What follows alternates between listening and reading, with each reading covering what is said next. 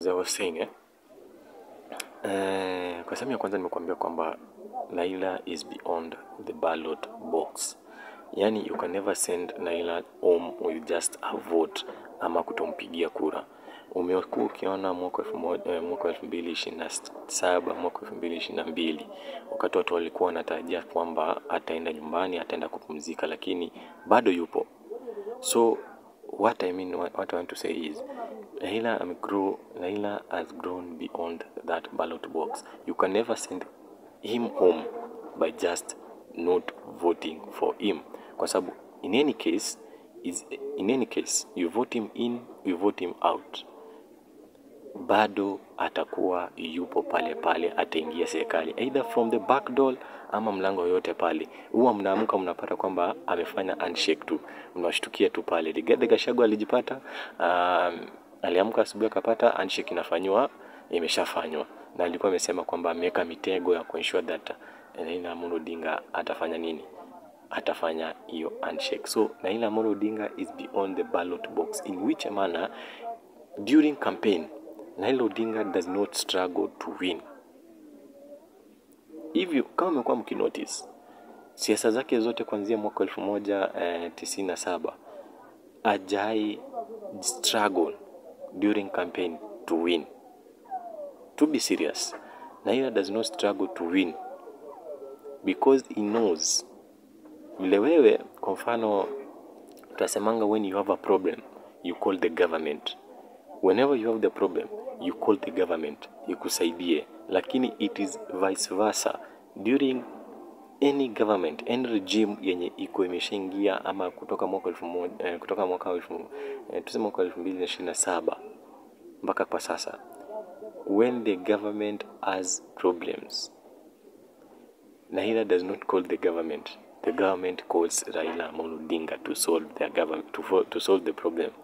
Yani he has grown to that extent in which when the government has any iko na shida yoyote pale, mtu ambao anapigia ni Raila Amolo Odinga. Na wewe Mkenya ukiwa na shida unatarajenga nani? Huwa mnaanza kulia government isaidie, serikali, lakini wao serikali ikiwa na shida they call Raila Amolo Odinga. So Raila Amolo Odinga, number one, during campaigns he does not struggle to win.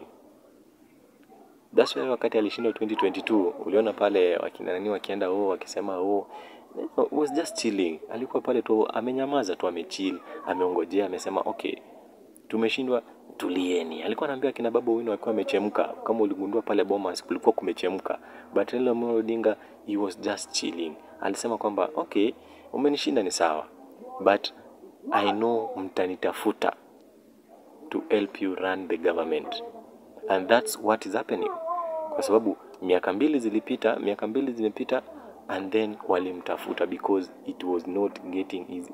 It is not easy to run a government without Raila Amolo Odinga. So in 2027 is either he will run for the presidency or he will be there in the government without running for the president. Yani is either atasimama 2027 ama atasimama lakini atakuwa ndani ya serikali. Sijui kama mnanielewa. So for those people who asking whether atasimama or atasimama, in either way,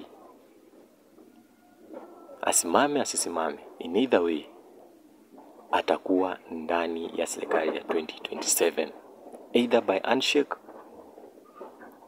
or by Kenyan voting for him in. Either way, in Kenya politics you are there until you die. Hakuna retirement ya siasa Kenya. Kama umeshaona politician mwenye ameretire, umeshaona magavana ambao wamekuwa magavana saini maseneta, why run for governor and then go for senators? That's what I'm saying. In Kenya politics you are there until you die, no retirement. Mambo ya kuretire tuliacha wazungu. So in 2027 Raila will be there either by you voting in, Kenya voting him in, or atajua tu vile ataingia.